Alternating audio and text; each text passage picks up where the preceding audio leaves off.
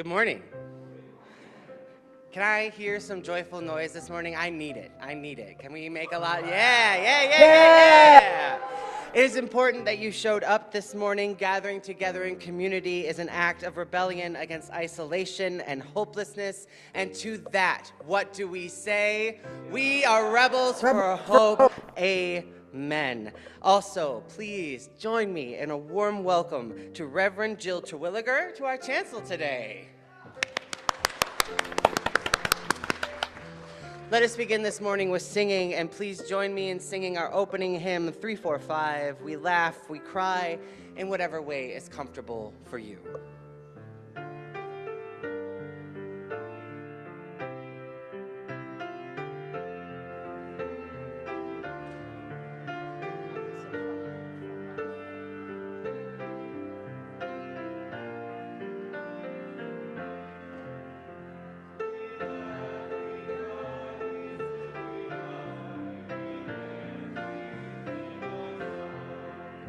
We need to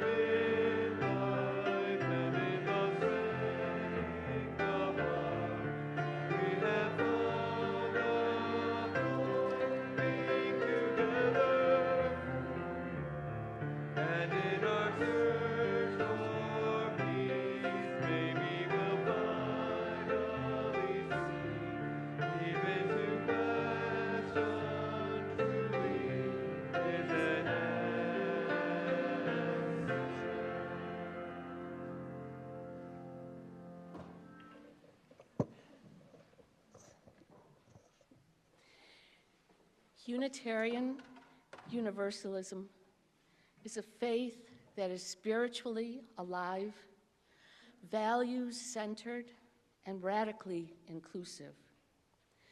We begin each service by kindling a flame, a flaming chalice.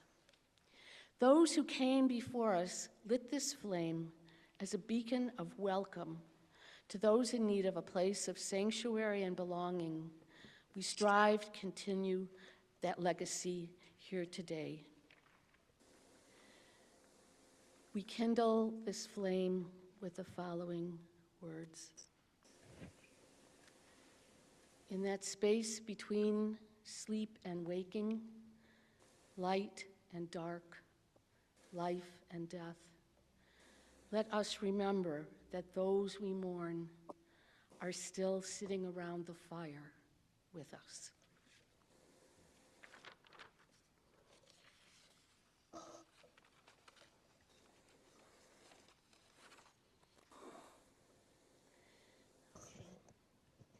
Now it's time for announcements. And you can find our ways our community works for love and justice on the back of your order of service.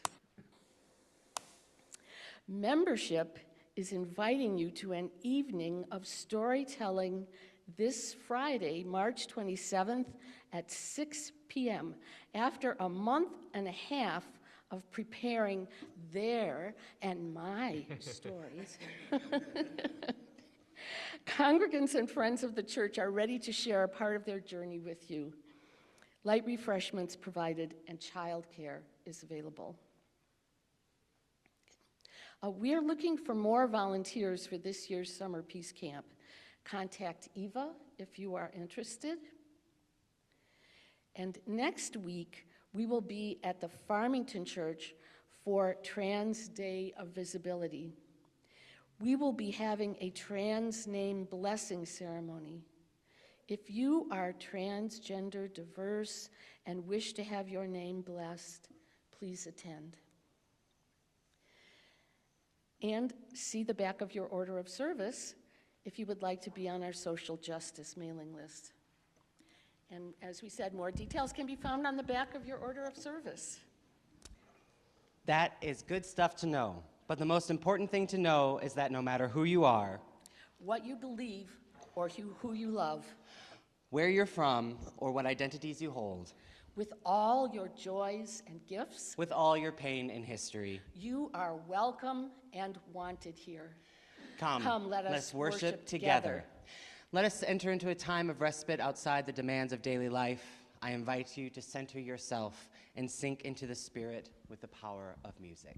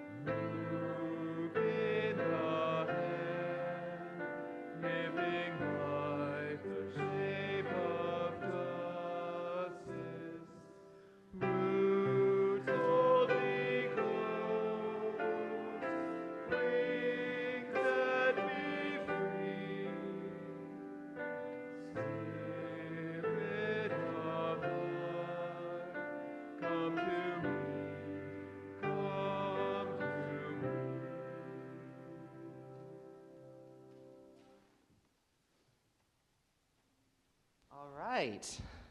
Now, if everyone wants to sit up front, you can sit on the floor, sit in some chairs. I'm going to invite Irene Wellman up to read our story, and I'm going to sneak out to find the chalice, so be right back.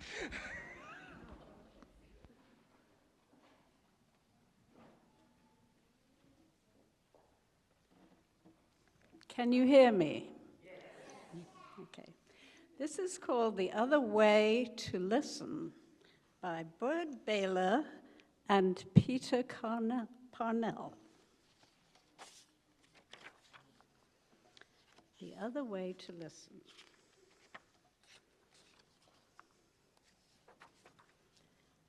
I used to know an old man who could walk by any cornfield and hear the corn singing. Teach me, I'd say, when we'd passed on by. I never said a word while he was listening. Just tell me how you learned to hear that corn. And he'd say, it takes a lot of practice. You can't be in a hurry. And I'd say, I have the time. He was so good at listening, once he heard wildflower seeds burst open, beginning to grow underground. That's hard to do. He said he was just lucky to have been by himself up there in the canyon after a rain. He said it was the quietest place he'd ever been, and he stayed there long enough to understand the quiet. I said, I bet you were surprised when you heard those seeds. But he said, no, I wasn't surprised at all. It seemed like the most natural thing in the world. He just smiled, remembering. Another time he heard a rock kind of murmur good things to a lizard. I was there. He saw the lizard sunning on a rock. Of course, we stopped. The old man said, I wonder how that lizard feels about the rock it's sitting on and how the rock feels about the lizard. He always asked himself hard questions that take a while to answer. We leaned against another rock. A long time passed, and then he said, did you hear that? They like each other fine. I said, I didn't hear a thing. He said, sometimes everything being right makes a kind of sound. Just like now, it wasn't much more than a good feeling that I heard from that old rock. Were you surprised to hear it? I always had to ask. He said, not a bit. It seemed like the most natural thing in the world. I said, I wish I'd heard it too. He said he thought I might someday. He told me how a friend of his once heard a whole sky full of stars when she was 7. And later on, when she was 83, she heard a cactus blooming in the dark. At first, she didn't know what she was hearing. She found it by just following the sound. There were 20 flowers on one cactus, and they were all white as the moon. The old man said, most people never hear those things at all. I said, why? He said, they just don't take the time they need for something that important. I said, I'll take the time, but first you have to teach me. I'd like to, if I could, he said, but the thing is you have to learn it from the hills and ants and lizards and weeds and things like that. They do the teaching around here. Just give me a clue on how to start, I said. And so he said, do this. Go get to know one thing as well as you can. It should be something small. Don't start with a mountain. Don't start with the whole Pacific Ocean. Start with one seed pod or one dry weed or one horned toad or one handful of dirt or one sandy wash. I said, I'll take the sandy wash. He said he started with one tree. Every morning of his life when he was young, he climbed a cottonwood and sat there listening. He told me it was worth the time. He said, trees are very honest and they don't care much for fancy people. And he said he doesn't know if anything he ever did was as important in that tree. Tell me everything you can, I said. He said, well, you have to respect that tree or hill or whatever it is you're with.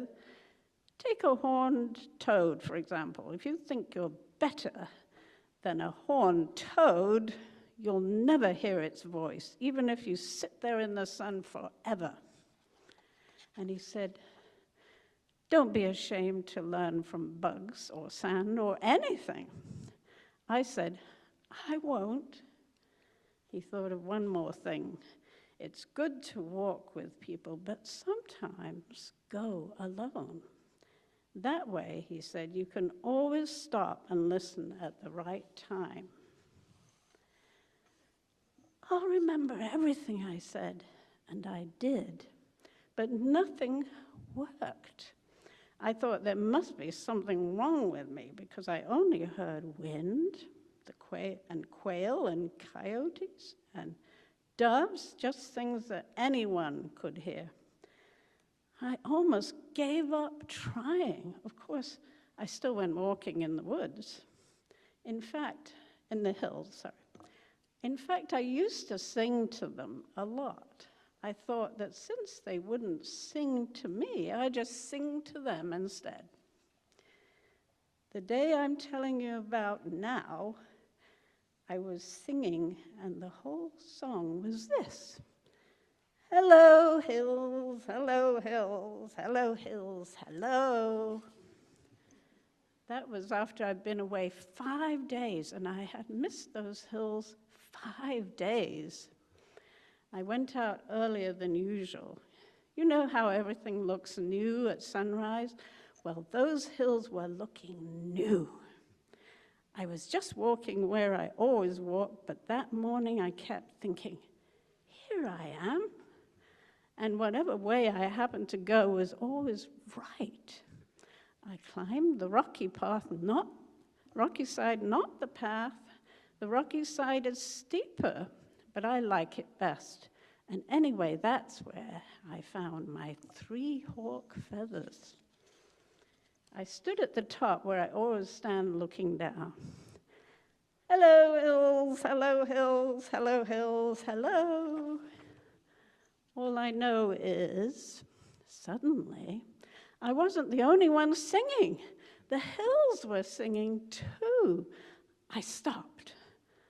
I didn't move for maybe an hour. I never listened so hard in my life. Of course, their kind of singing isn't loud. It isn't any sound you can explain. It isn't made with words. You couldn't write it down. All I can say is it came straight up from those dark, shiny lava rocks, humming. It moved around like wind. It seemed to be the oldest sound in the world. All I can say is I was standing in the middle of that sound at 7 o'clock in the morning, just thinking, here I am, and thinking, listen, and not even being surprised. It seemed like the most natural thing in the world.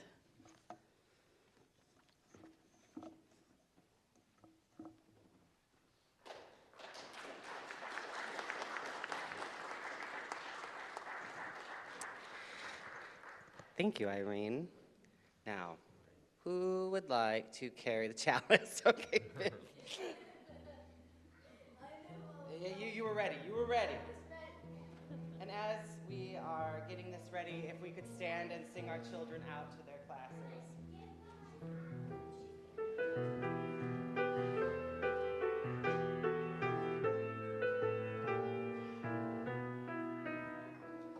For each child that's born, a morning star rises and sings to the universe. For each child that's born, a morning star rises and sings to the universe. Who we are grandmother's prayers, and we are our grandmother's dreamings. We are the breath of our ancestors. We are the Spirit of God.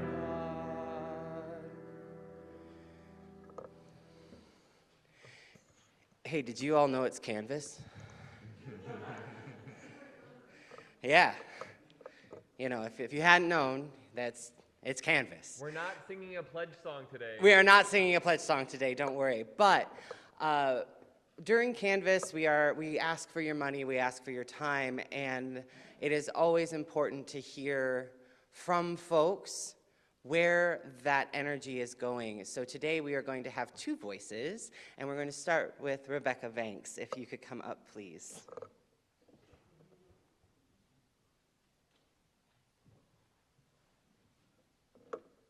Good morning. So I'm Rebecca Banks, and many of you may know my children, Aaron and Elliot. They're the ones that are the active boy characters with a lot of main character energy. So actually, Aaron, the older one, is the one who really prompted us to go to church. He was having an experience at school where he noticed a lot of his classmates were wearing crosses around their necks. They were, talking about God, talking about Christmas, talking about Easter. And while both my husband and I were raised Catholic, we kind of are celebrating kind of a soft humanism, social justice sort of deal. So we tried to listen to what Aaron was really kind of needing. And so we looked for a church or a celebration of faith where they would be exposed to big ideas around spirituality, social justice, and a commitment to humanism. Matt and I had attended a UU church when we lived in Washington, D.C., which was a really positive experience. We heard sermons there based on transcendentalism, current op-eds, and essentially old ways of how to protect the self in practicing religion. Through a couple of friends and recommendations, we were referred to the Northwest UU Church, and here we have found not just those inspiring sermons, but also effort and movement to connect that idea of spirituality and humanism to practical action. Our kids have participated in many plays and festival presentations. They volunteered at Cass Corridor Commons. Aaron spent his first non-family weekend away from camp for 2 nights, so shout out to that team. Thank you, Brian, for assuring me that everything went okay. They've also learned about other faith traditions and cultures, and they've seen on a weekly basis how people show up as themselves. I'm really proud that they've had a chance to meet people who come from different walks of life, who experience this opportunity to kind of really embrace who they are and are celebrated for that. So with that, I just want to say thank you to the congregation. Thank you to the leadership here for kind of showing my kids not just a way to talk about belonging, but also how to actually belong. Thanks, everyone.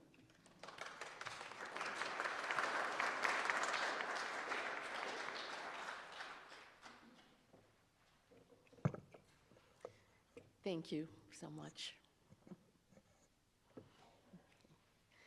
Each month, we share our plate with a community partner.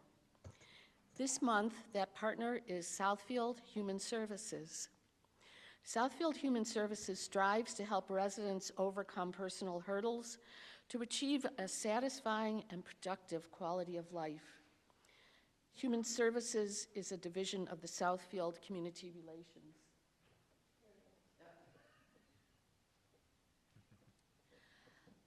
Together, our generosity multiplies. All undesignated donations will be split between Southfield Human Services and our congregation. A QR code is to give virtually will be displayed on the monitors.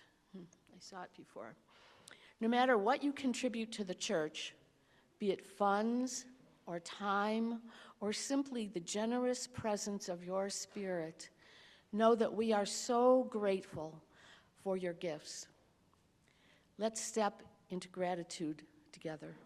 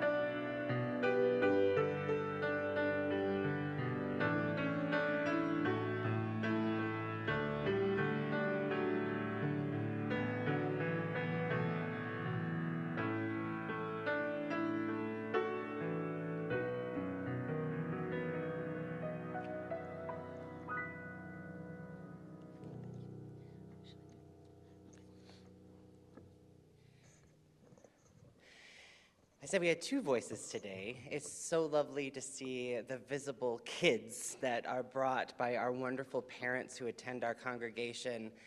And then there's the things that happen that nobody sees. And at Detroit, most of those things are done by a Dan. And so it is my honor to invite Dan Wiest up to say, why do you do all that?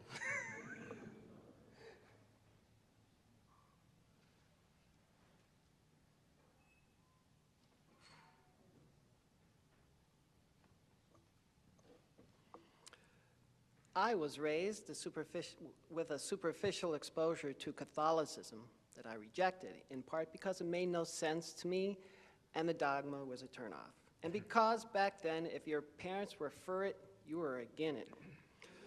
Alternatively, my older sister took it to heart and became a nun. My sister, the sister. I amused myself in projecting that if I had become a priest, my dad would have a daughter who was a sister and a son who was a father.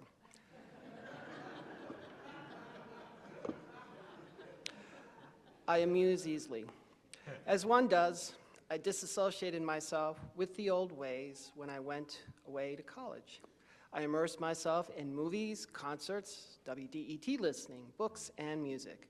They were great, but I desired a more communal experience that those paths lacked. Some 30-plus years ago, I was introduced to UU the old school way. Through my association with a couple who were also on a spiritual seeking journey and attending the Farmington Church, I ventured to the corner of Cass and Forest. I had found my tribe. I plunged at the opportunity. It was a hub of progressive life in Detroit.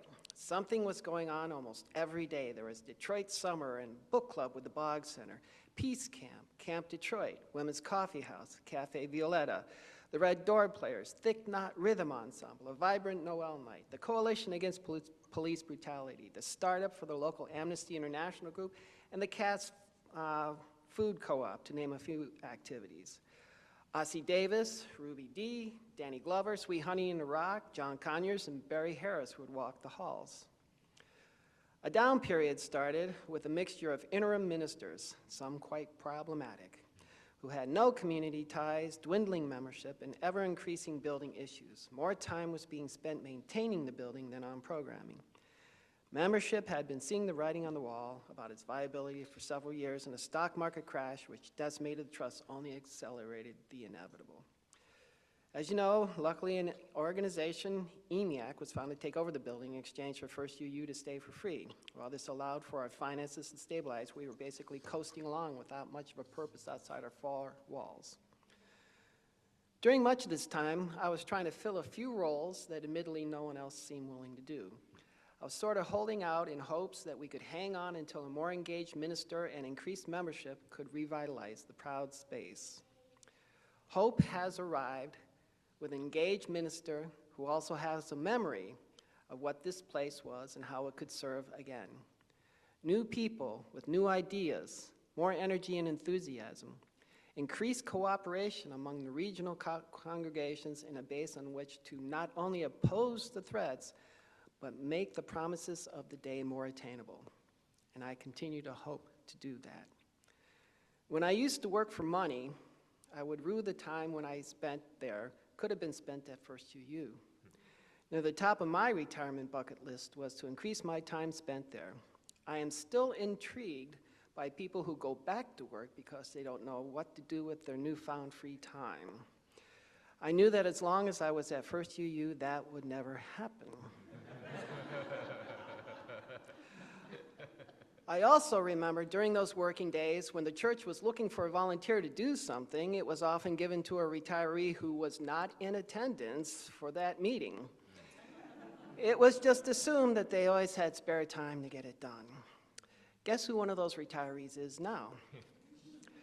I would like to think that everyone has those days when they wonder, should they go to that UU event or meeting? Wouldn't it be nice just to stay home and chill? But there are so many people at this place who make me smile just by seeing them. It is always better to have shown up with all those other rebels for hope.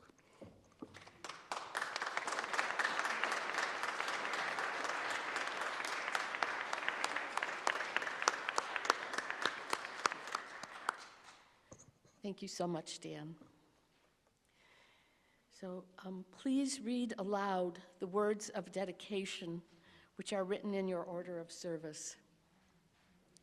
To the work of creating beloved community within and beyond these walls, we dedicate ourselves and our offerings.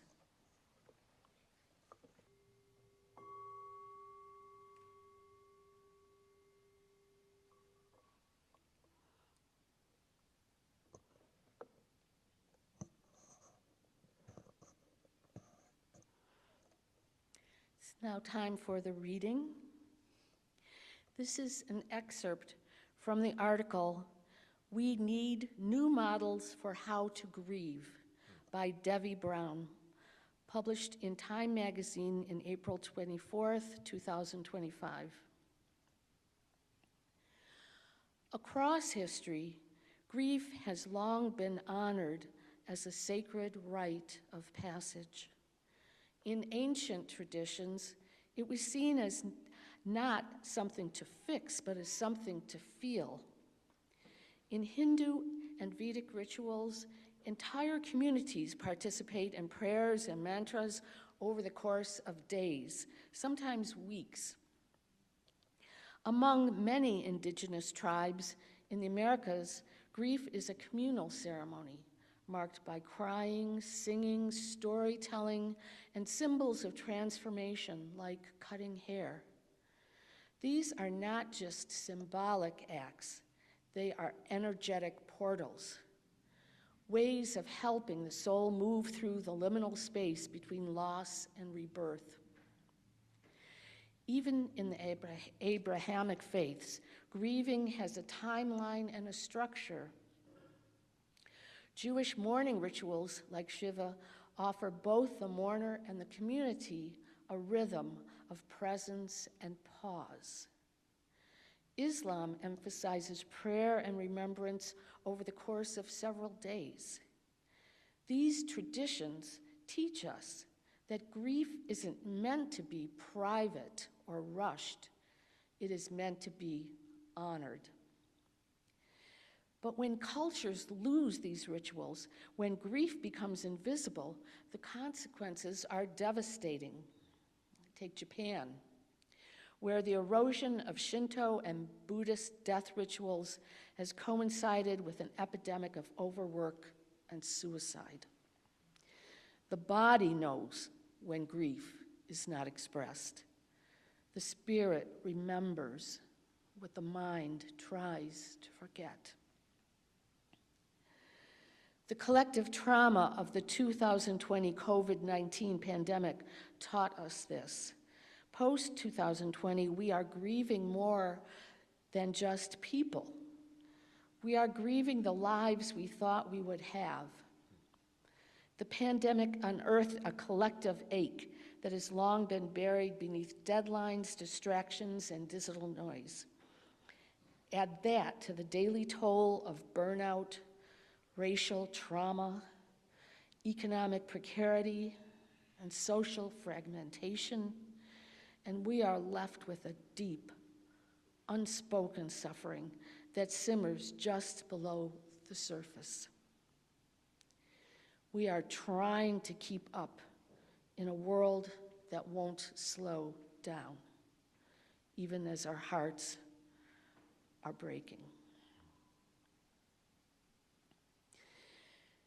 Please join in singing our next hymn, 1031, filled with loving kindness in whichever ways you are comfortable.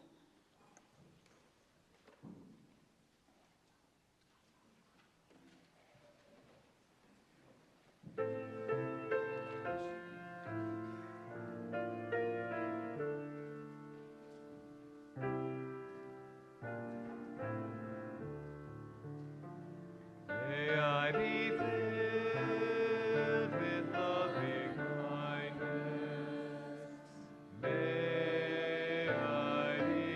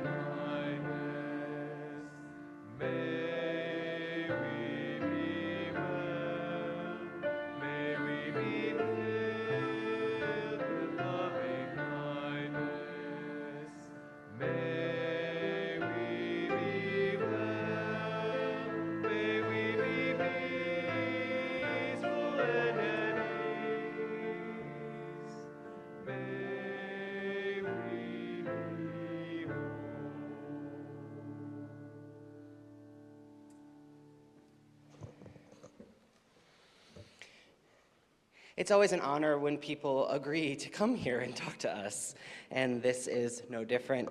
Reverend Jill Terwilliger is a grief and change coach at Onbow Coaching and a hospice grief support counselor. She is a TEDx speaker whose work draws on experience in parish ministry, mental health advocacy, hospice chaplaincy, restorative justice, and the arts. Her work is grounded in the understanding that grief arises not only from death, but from all the transitions that shape our lives. Born and raised in Unitarian Universalism, Jill was ordained to the ministry in 2000. She has lived along the I-94 corridor her whole life, from Milwaukee to Madison to Minneapolis, and now Kalamazoo, and now here today. So please, if you could welcome Reverend Jill Terwilliger.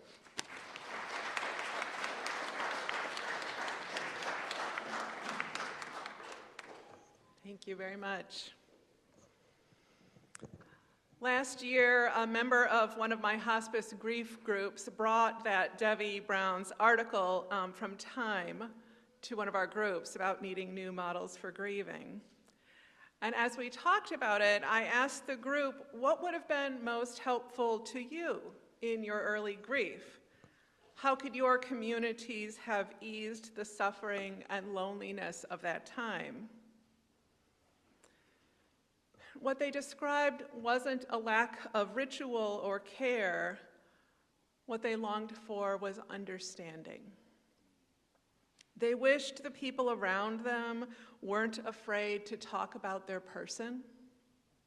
They wished people were not confused when it felt hard for the griever to be in a crowd, weren't surprised that their grief didn't resolve in a few months.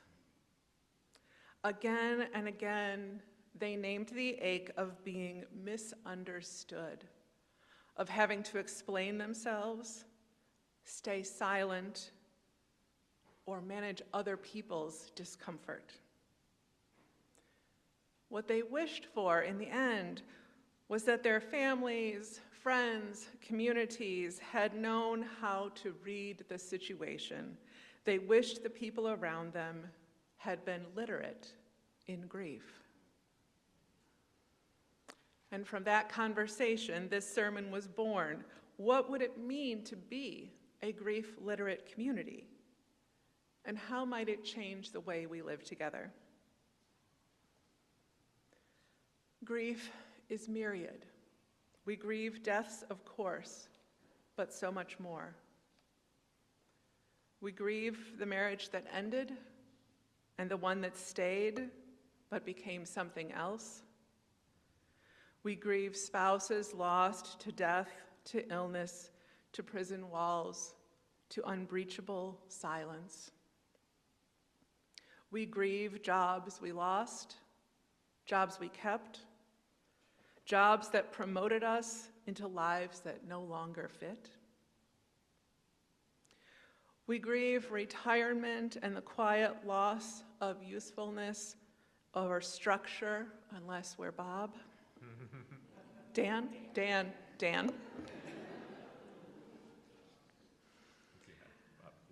We grieve bodies that age or betray us, the loss of safety, control, and trust in our bodies once promised. We may grieve pregnancies, the ones that come, the ones that don't, the ones that change everything. We grieve children leaving home and the strange ache of missing someone who is exactly where they should be.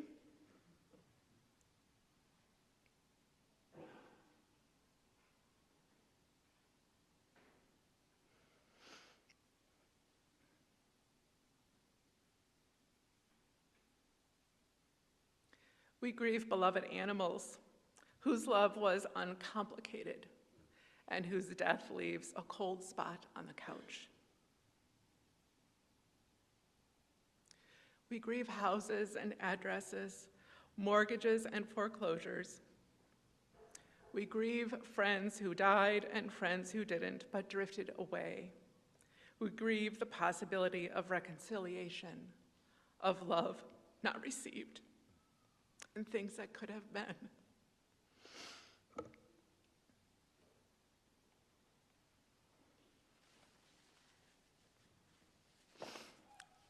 And these things are so much harder to say when your own child is in the room. Sorry. Not sorry. Not sorry.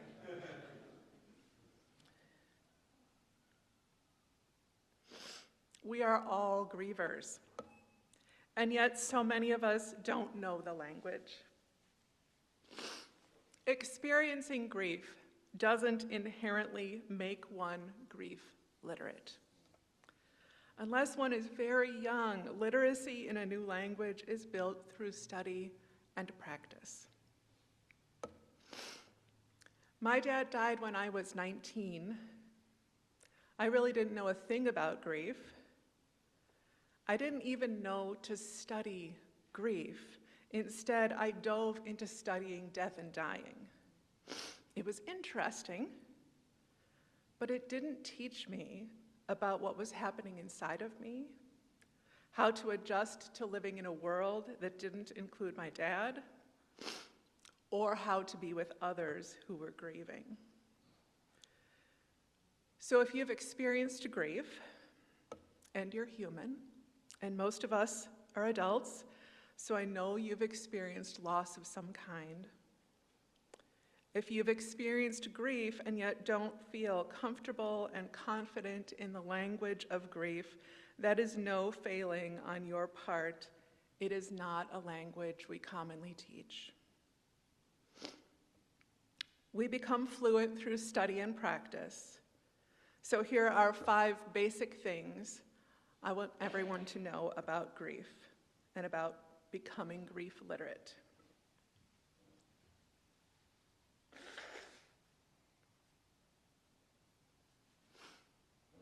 1, there is no right or wrong way to grieve. If you cry too much, people think you're doing it wrong. If you don't cry enough, people will think you're doing it wrong. But no one's doing it wrong. Every loss is unique. Each person finds their own way through it. There is no right or wrong way to grieve. Number 2, grief is messy. There are a lot of frameworks that we use to try to contain grief. The 4 tasks of grieving, the 5 stages of grief, the 6 needs of the morning, and I could go on. But no framework can hold it all in and make grief neat. Grief loops and stretches.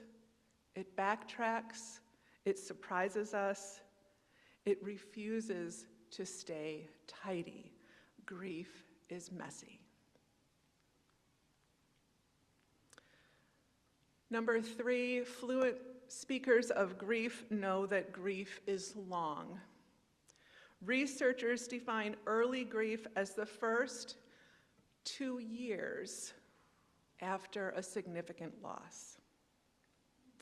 And yet psychological standards often label grief as pathological if it lasts beyond 6 months, or even 6 weeks, depending on which standard you're looking at. That disconnect causes real harm. Grief is long. 4, the goal of grief is not to get you back to who you were before the loss. The goal is to adapt to a changed world, a changed life. You will be okay again, but you will not be the same. There is no going back. And number 5, people fluent in grief know that grief is not a problem to be fixed. Meaningful grief support, whether from friends or families or professionals, doesn't focus on taking away the pain. It helps us live with it. It helps us carry the grief as we figure out how to re-engage in life in new ways. It's not a problem to be fixed. These are things that grievers need to know to understand their own experience, and they are things communities need to know about grievers so that we can be better companions. One consequence of our grief illiteracy is that many of us pull away when grief appears. We're afraid of saying the wrong thing, and after "I'm so sorry for your loss," we go silent. Some of us pull back because our own losses are stirred. Others of us worry about the intensity of grief and whether we will have the capacity to receive it. And underneath it all is the urge to fix suffering. It's a beautiful instinct, but so out of place when approaching grief. And grievers often go quiet too. We worry about being a burden, about taking up too much space with our sorrow. We may feel shame about emotions that don't fit the script, like anger, jealousy, or relief. Inside of families, silence can be meant as a protection for each other, but felt like isolation. And many grievers carry the fear that if they begin to cry, they will never stop. But no feeling is final, and no one cries forever. The tragic result of this double silence is that we wait for each other, and everyone ends up alone. It's not a moral failing. It's a lack of communal skill. It's a lack of literacy. Now, everything I've said about individual grief is also true of communities, of congregations, and of civic life. Just like individual grief, we grieve much more than deaths in our religious communities. We grieve lingering arguments over theology, authority, mission, paint colors. We grieve ministers who leave and who we were with them. A colleague once said, "We want Unitarian Universalism to stay just as it was when we joined, and so we grieve when it continues to evolve." We grieve the friends who slip away. We grieve the rituals that change. We grieve the traditions that stop being passed from hand to hand. We grieve changed financial realities and quiet fears for the future. And we grieve even the good changes, growth, justice, becoming, because every becoming asks us to release something we loved. And grief doesn't stop at the doors of the congregation. Each day's news brings new exclamations. Can you believe this? How can they get away with that? Until exhaustion and numbness set in, and even outrage becomes too much to feel. In this season of escalating authoritarianism on our own soil, I'm grieving a functioning democracy, even one that has never worked equally for all and has long been strained. I'm grieving the loss of trust in systems meant to protect and deliver justice, even while I acknowledge that my ability to ever trust them was shaped by privilege. I'm grieving the loss of ethics, service, accountability as guiding values in government, now replaced by grabs for power, personal enrichment, and retribution, even as I know this tension has always been present. I am grieving basic human decency, while also witnessing communities that continue to show us what it means to love our neighbors. I am grieving. Our communities are grieving. It is private and public, individual and shared, personal and systemic. Communities grieve the way people do because communities are made up of people. And when that grief goes unrecognized, it doesn't disappear. It finds other ways to speak out. It can harden into anger or rigidity. It can wear people down into burnout or quietly push them out the door. When grief is avoided in community, the same conflicts resurface again and again. When it's rushed, we get the appearance of unity without the substance. And when grief remains invisible and untended, it slowly drains the life from a system, leaving people exhausted and disconnected. I invite you to recall for a moment some disagreement or impasse or disruption you've experienced in church. And as I tell this story, I want you to consider how unnamed or untended grief may have played a role in the situation.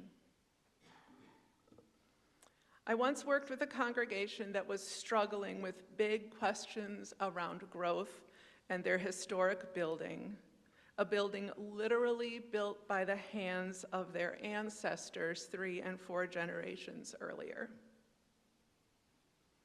On the surface, it was about a decision: build a new building to increase capacity and accessibility, or live with things as they'd been for 4 generations.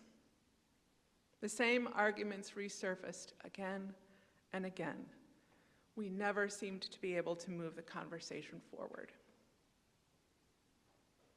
What we realized eventually was that the elders felt unseen in their deep attachment to that place, and their grief was making itself loud.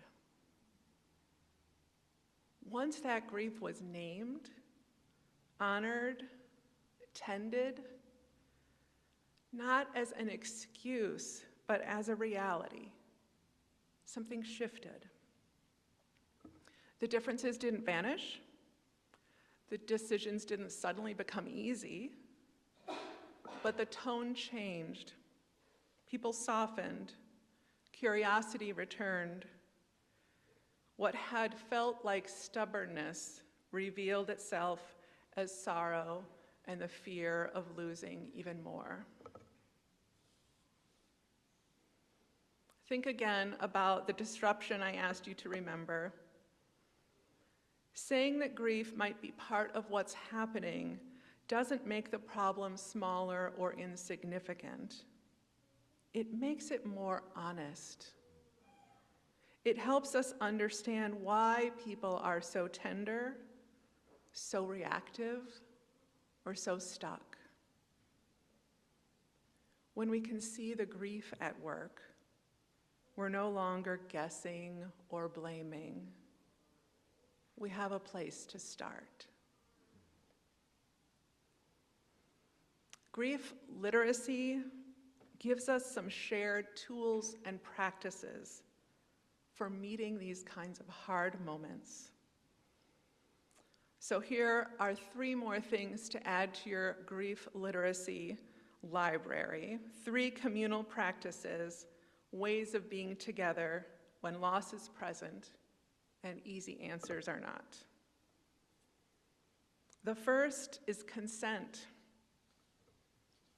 If there's one thing Unitarian Universalists already practice well, it is consent culture.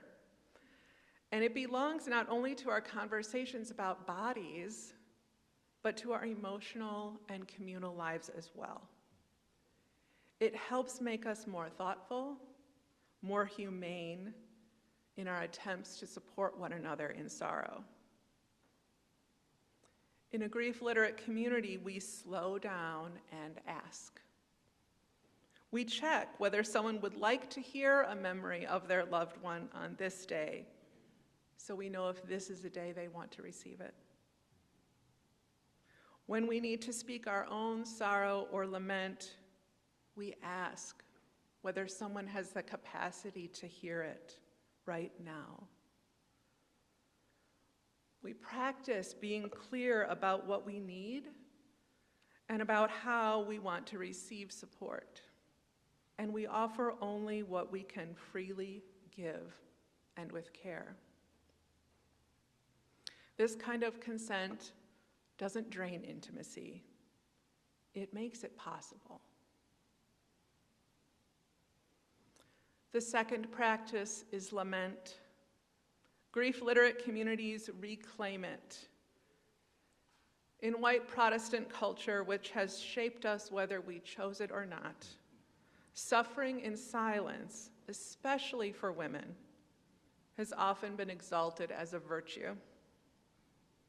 But grief needs air. Naming our losses matters. It gives shape to what feels overwhelming and formless. Naming creates witness and validation, and it interrupts the quiet repetition of old wounds.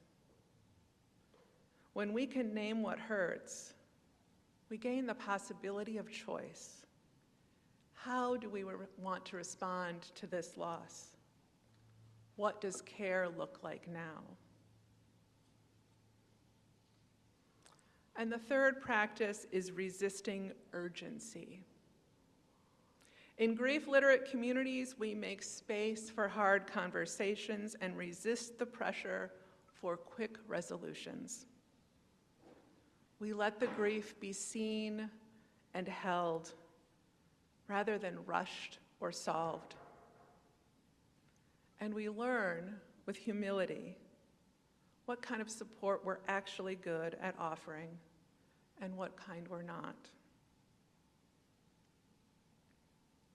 We are living in a time of enormous loss, political grief, authoritarian incursion, the erosion of shared reality, chronic change. A grief-illiterate community numbs itself or lashes out. A grief-literate community stays human. Staying human means choosing to name what hurts instead of pretending it doesn't. It means tolerating discomfort rather than demanding quick fixes. It means refusing invisibility for our own grief or for the grief of others. It means staying present to what is breaking without turning away or hardening our hearts. Grief literacy will not spare us loss, but it can spare us loneliness. And in times like this, that is no small thing.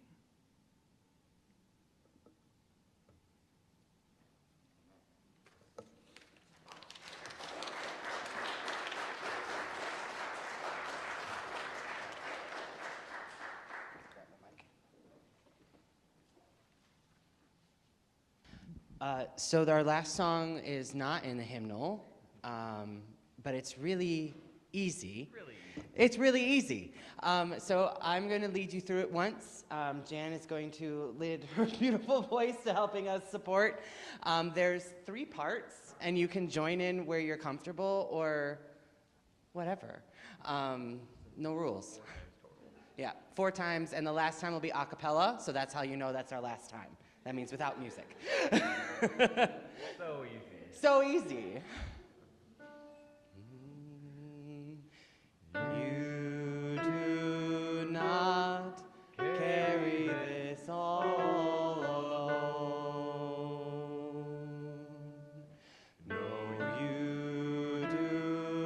not carry this all alone. This is way too big for you to carry this all alone. So do not carry this all alone. You do not carry this all alone.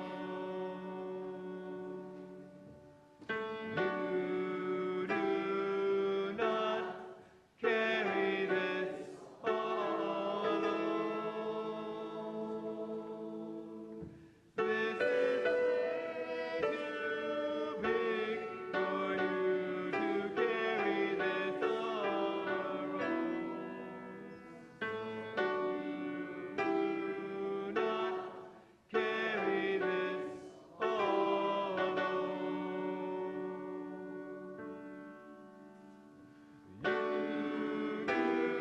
do not carry this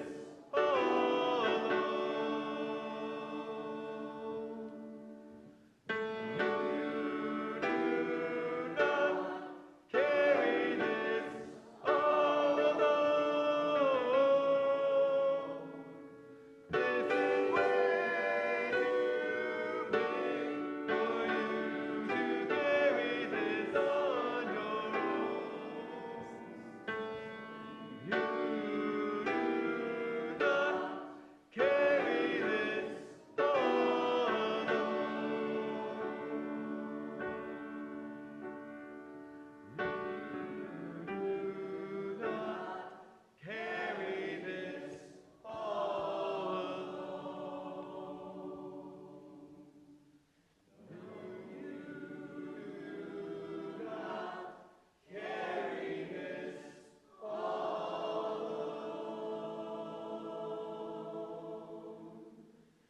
This is way too big for you to carry this on your own. You do not carry this all carry this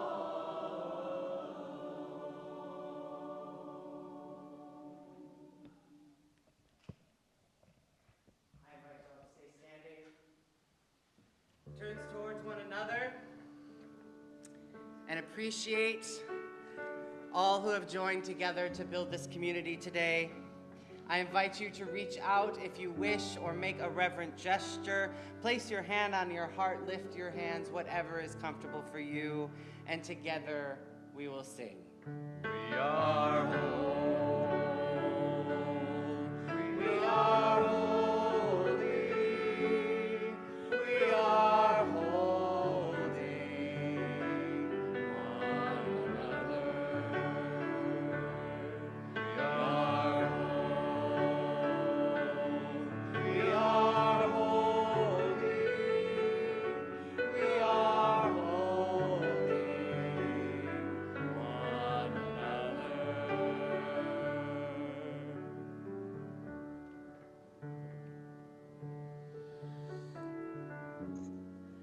Please repeat after me. We extinguish this flame, but not the light of hope. We extinguish this flame, but not the light of hope, The warmth of community the warmth of community, or the fire of commitment. or the fire of commitment. These we carry in our hearts until we are together again. These we carry in our hearts until we are together again. We are whole. We are holy. We are holding one another. Go gently, carry what you must, release what you can, and trust that there are hands beyond your own. You do not carry this all alone.